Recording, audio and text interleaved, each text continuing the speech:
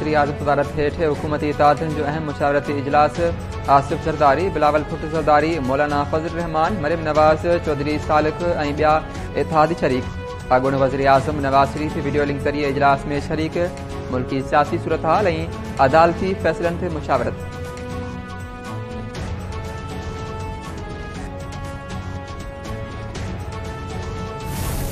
अगर शख्सियात के इश्क में आप मुब्तला हो गए तो फिर वही असर होगा जो आपने आज पाकिस्तान का असर कर दिया। अनफॉर्चुनेटली आज अगर पाकिस्तान की इकॉनमी की तबाही हुई है तो उसका जिम्मेदार इमरान खान था। उसके 3.5 साल का दौर था। लोगों को छोड़ दें, चेहरों को छोड़ दें, आप कानून पे अमल दरामद शुरू कर दें और एक एक चीज पे यूं करें। ये नहीं हो कि हमें सुप्रीम कोर्ट ये बोले कि जी आइन में ये लिखा है कि इतने दिन में इलेक्शन होती है। हम कहते भले कराओ उतने दिनों में इलेक्शन, लेकिन पहले आइन में ये भी लिखा है कि जो अगर कोई फॉरेन फंडिंग ले उसके लिए क्या सजा है, जो इसराइल और भारत से फंडिंग ले उसके लिए क्या सजा है, जो तोशाखाना की घड़ियां बेचे और बोले मैंने बेची नहीं है उसके लिए क्या सजा है। आईने कानून में पहले पुरानी चीजों पर अमल दरामद करें और फिर आप इस चीज पे आए।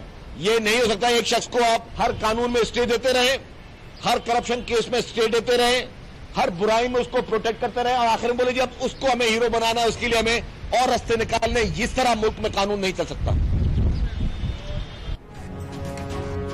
सूबाई वज़ीर शर्जील मेमन चयो आहे त लाहौर में पुलिस एहलकारनि ते पेट्रोल बमनि सां हमला कंदड़नि खे ज़मानतूं मिली रहियूं आहिनि। ताक़त जे ज़ोर ते फ़ैसिला मढ़ण जी कोशिश कई थी वञे।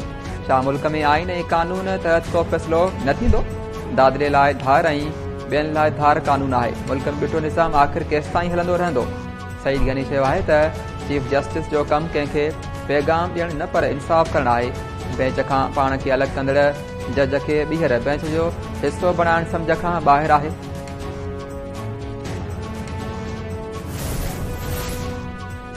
PTI पारां सियासी जमातुनि सां राब्ता करण जो फ़ैसिलो। सियासी जमातुनि सां राब्तनि जो टास्क शाह महमूद कुरैशी ऐं परवेज़ इलाही हवाले। शाह महमूद कुरैशी चयो आहे त सुभाणे कराची पहुची GDA ऐं ॿियनि पार्टियुनि सां राब्ता कंदुसि।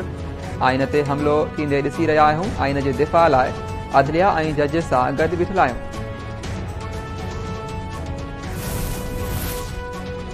वफ़ाक़ी हुकूमत सुप्रीम कोर्ट जे जज जस्टिस काज़ी फ़ाइज़ ईसा ख़िलाफ़ जुडिशल काउंसिल में दाख़िल नज़रसानी रेफरेंस वापसि वठण वारी दरख़्वास्त दाख़िल कराए छॾी। दरख़्वास्त में चयो वियो आहे त हुकूमत जस्टिस काज़ी फ़ाइज़ ईसा ख़िलाफ़ नज़रसानी रेफरेंस वापसि वठणु चाहे थी। इंसाफ़ जी घुर्जुनि मूजिबि केस वापसि वठण जी इजाज़त ॾिनी वञे।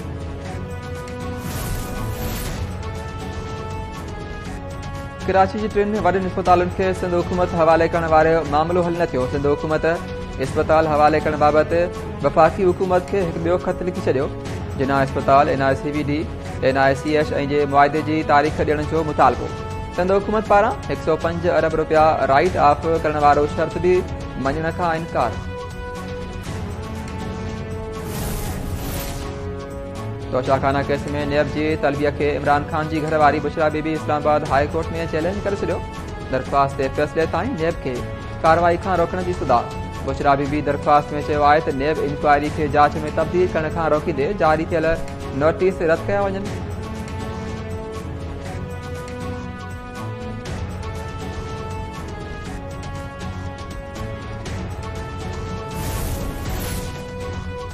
पेशावर हाई कोर्ट जे पहिरीं औरत चीफ जस्टिस मुसरत हलाली उहिदे जो हलफ़ खणी वरितो। जस्टिस मुसरत हलाली जी हलफ़ बरदारी तक़रीब गवर्नर हाउस पेशावर में थी। कैफी जे गवर्नर गुलाम अली जस्टिस मुसरत हलाली खां पेशावर हाई कोर्ट जे चीफ जस्टिस तौरु उहिदे जो हलफ़ वरितो।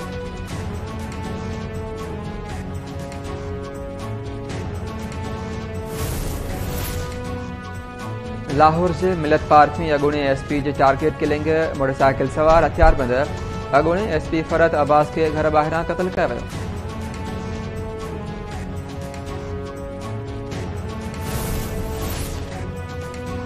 कराची जे इलाइक़े गुलिस्तान जौहर में क़तल थियल मुफ्ती अब्दुल क़यूम खे क़त्ल में पुलिस ऑफिसर मुलवस निकितो। पुलिस मुफ्ती अब्दुल क़यूम जे क़त्ल में मुलवस पुलिस ऑफिसर मोहम्मद अतीक खे गिरफ़्तार करे वरितो।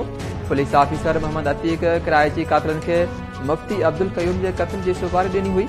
मुफ्ती अब्दुल क़यूम खे पुलिस ऑफिसर जे घर भरिसां क़त्ल कयो वियो। पुलिस ऑफिसर मुफ्ती जे क़त्ल जी वारदात CCTV कैमरा में बि ॾिसंदो रहियो। प्लाट जे तकरार तां मुफ्ती अब्दुल क़यूम खे क़त्ल कयो वियो हो।